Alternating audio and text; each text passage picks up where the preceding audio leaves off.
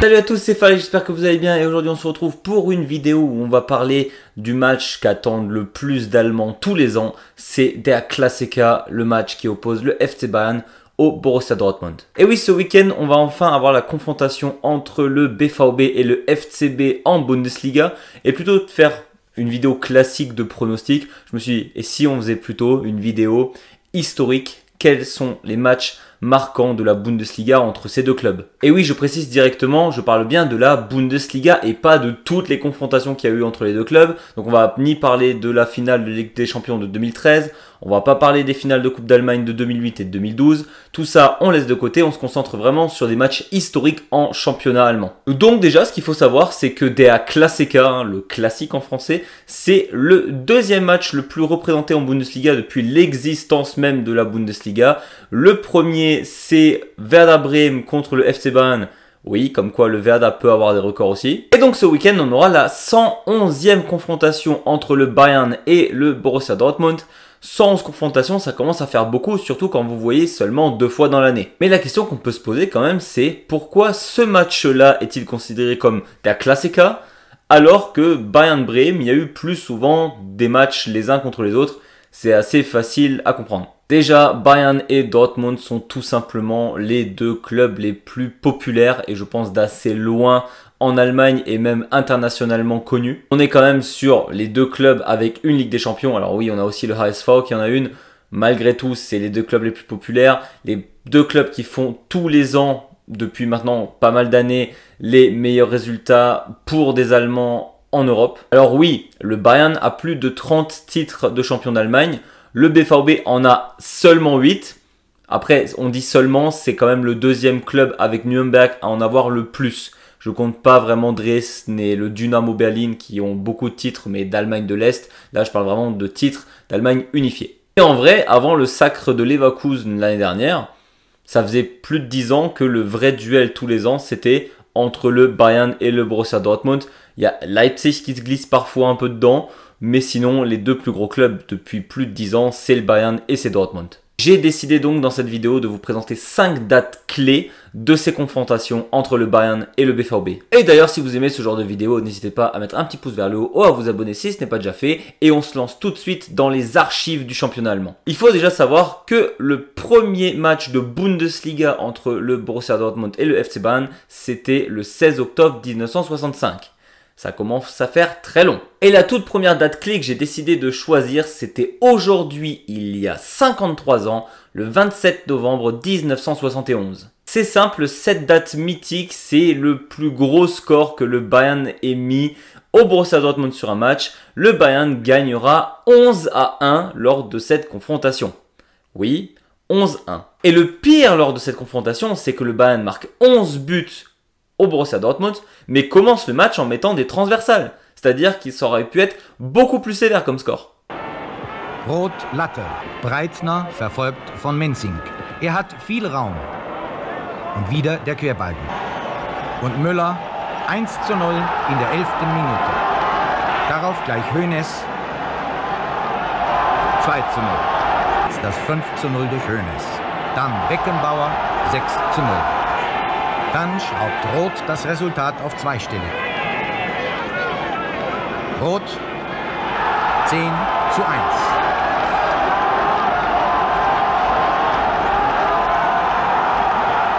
Hoeneß und Müller 11:1. Ein Tag, den man in München und wohl auch in Dortmund nicht so rasch vergessen wird. Cette confrontation, elle est mythique pour plusieurs choses. Déjà, le score aussi élevé. Aujourd'hui, un 11-1, je pense qu'on en parlerait pendant des semaines / des mois et que l'équipe, elle se ferait ridiculiser sur tous les réseaux sociaux pendant l'éternité, c'est sûr. Et le score entre ces deux équipes montrait aussi la différence de niveau qu'il y avait entre les deux équipes. On a vraiment des joueurs ultra légendaires du côté du FC Bayern, que ce soit Franz Beckenbauer, que ce soit Gerd Müller, que ce soit Sepp Maier, on a énormément de joueurs légendaires dans cette équipe.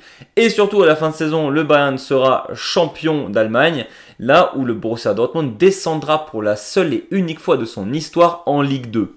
Ils remonteront assez vite, mais c'est la seule fois où le Borussia Dortmund se fera reléguer. Petit bond dans le temps et on arrive en 1986, premier match de la saison entre le BVB et le FCB. Et il se passe quelque chose d'assez légendaire lors de ce match. alle lässt er hinter sich, völlig unbedrängt. Und dann das.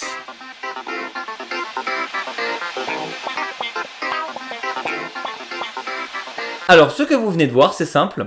C'est Frank Mill, en plus recrue du BVB en 86, qui dribble le gardien du FC Bayern. Il faut savoir que pendant ce match, il y a 2-2. Au moment de cette action, il y a 2-2. Il dribble le gardien, il avait dribblé la défense avant. Et il arrive miraculeusement à tirer sur le poteau parce qu'il se dribble lui-même. Il faut savoir qu'encore aujourd'hui, lorsque vous ratez un but là où il n'y a plus de gardien, que le but est vide, qu'il n'y a pas de défenseur ou autre, et que vous arrivez à vous foirer complètement, qu'on réutilise régulièrement cette séquence de Frank Mill, le pauvre. N'empêche, imaginez, vous êtes connu parce que vous avez fait une énorme bourde. C'est dommage. Et ce qui me fume encore plus, c'est Udo Lattek, l'entraîneur du Bayern à la fin du match, en conférence de presse, qui va dire à la presse « Franchement, je réfléchis encore à quelle prime je vais lui donner. Mais bon, je pense pas qu'il l'acceptera. Parce que quoi de mieux que de se faire chambrer par son adversaire lorsqu'on fait une bourde pareille. Franchement, ça a dû lui hanter ses journées très très longtemps. Petit bond dans le temps encore, on arrive en 1999 et une séquence devenue absolument mythique, surtout sur les gardiens un peu fous, qu'on appelle la Kung Fu Kahn. Kahn dreht durch, auch weil es Heiko Herrlich gewagt hatte, dem legendären Keeper nach 736 Minuten ohne Gegentor mal wieder 1-1 zu schenken. Der Titan fortan auf Rachefeldzug, verpasst Herrlich erst einen Knutsch, danach Stéphane Chapuisat beinahe einen blauen Fleck.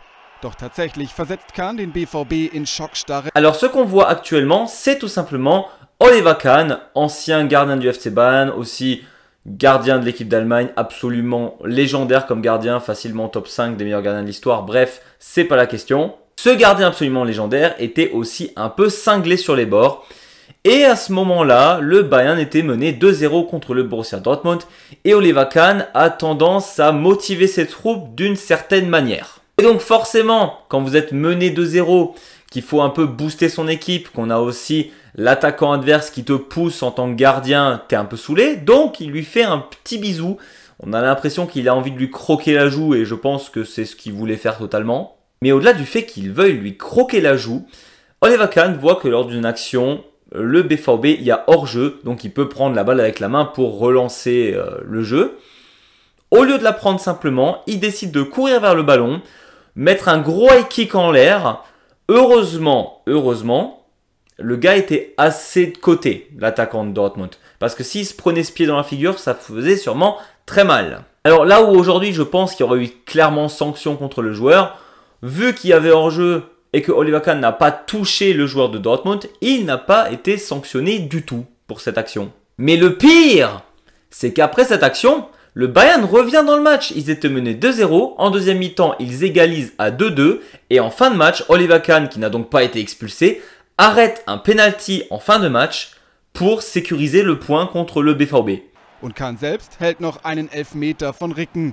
Sein Wahnsinn wird mit einem Punkt belohnt. Donc finalement, une action qui valait le coup. On continue dans nos dates clés et on arrive en 2002. 2002, un match entre le FC Bayern et le Borussia Dortmund, champion l'année d'avant, où le Bayern mène 2-1. Et là, il se passe ce qui se passe parfois. Jens Lehmann, un autre gardien un peu fou, qui était en équipe d'Allemagne aussi, se prend un carton rouge pour contestation. Il prend le deuxième jaune, il prend un carton rouge. Et à l'époque, on avait le droit qu'à 3 changements. Et donc, qu'est-ce qui se passe? L'attaquant du BVB, Kola, prend les gants du gardien et va se mettre dans les buts. Donc, de la 67e minute jusqu'à la fin du match, on a un attaquant qui est gardien pour son équipe. Généralement, c'est pas aussi long. Là, c'est quand même une bonne vingtaine de minutes. Et le pire, c'est qu'il ne prend aucun but face au Bayern. Alors oui, le Bayern gagnera 2-1 ce match. Malgré tout, Kola a fait même de très beaux arrêts alors qu'il est attaquant. C'est assez fou. Lehmann-Trikot zwischen den Pfosten, in Orange.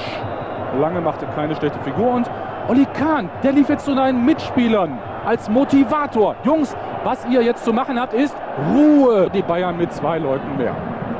Sanjol, der wurde jetzt richtig gut im zweiten Durchgang.